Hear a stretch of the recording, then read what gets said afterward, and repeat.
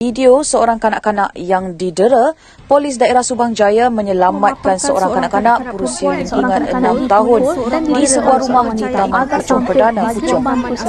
Video berdurasi 2 minit 15 saat itu memaparkan kanak-kanak itu dipukul.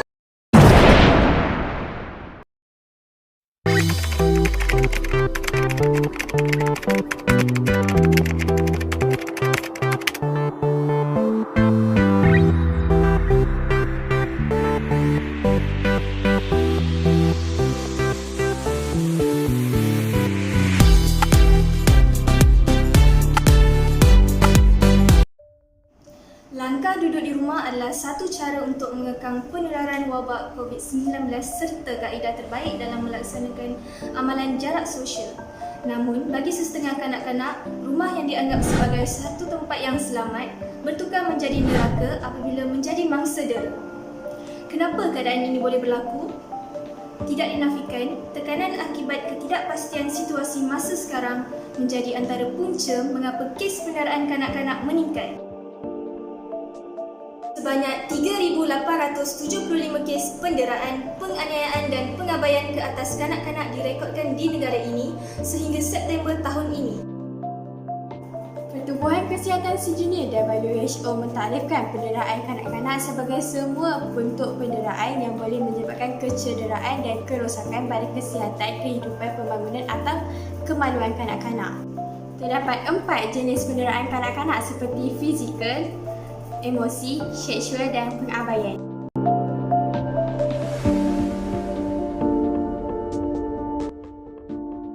Penderaan fizikal. Kewujudan satu tanda penderaan fizikal tidak semestinya bermaksud kanak-kanak tersebut menderita akibat penderaan. Tetapi, mengetahui tentang tanda penderaan itu mungkin boleh menjadi petanda untuk melihatnya dengan lebih teliti.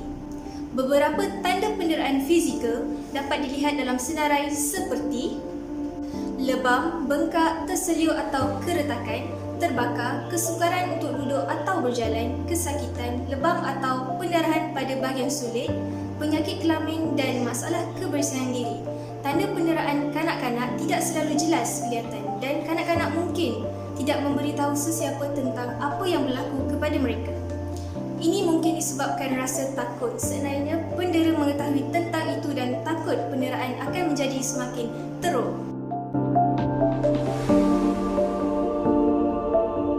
Penderaan emosi. Menurut Akta Kanak-kanak 2001, apabila seseorang kanak-kanak dicederakan dari segi emosi yang menyebabkan gangguan yang boleh dilihat pada fungsi mental atau emosi kanak-kanak itu seperti kecederaan mental atau tingkah laku, keresahan, kemurungan, penyendirian dan perkembangan lambat.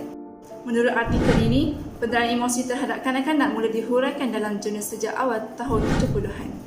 Pada masa itu, pakar sukar mengenali kes-kes ini kerana tiada persetujuan dan kata sepakat tentang maksud penderaan emosi. Mangsa tidak mengadu emosi mereka didera dan simptom yang rujuk pada mereka pula tidak spesifik.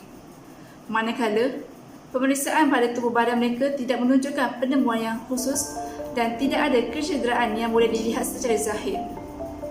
Yang ketara, mereka melalui kelainan dalam perkembangan diri terutama sekali pada personaliti mereka. Penderaan emosi berlaku apabila ibu bapa atau penjaga gagal memberi kasih sayang dan penjagaan secara berterusan, sering mengancam, mengutuk atau menjerit kepada anak. Keadaan ini menyebabkan kanak-kanak hilang keyakinan, harga diri dan menunjukkan tingkah laku cemas atau pengasingan diri sehingga terganggu kesihatan mental mereka.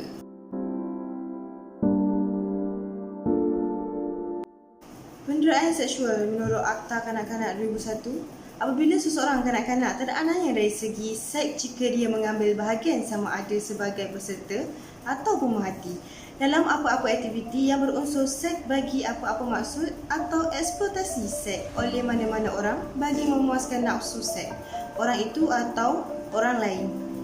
Kesan penderaan seksual: dicabul, kehormatan, dirogol, dipaksa, melacur, gangguan emosi, kemurungan, penyendirian.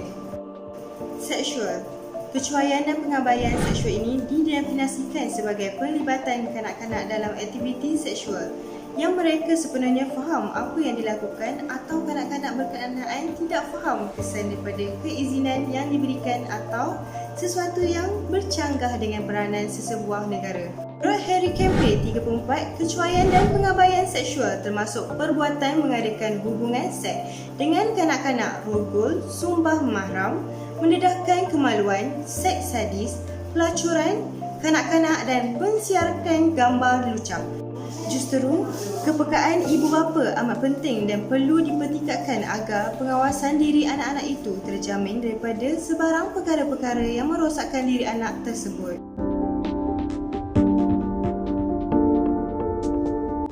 Kecuaian dan pengabaian ibu bapa sering terjadi terhadap kanak-kanak atas kepekaan dalam memberi perhatian pada setiap gerak-gerik anak-anak ketika melakukan sesuatu sama ada di dalam atau di luar jangkaan mereka.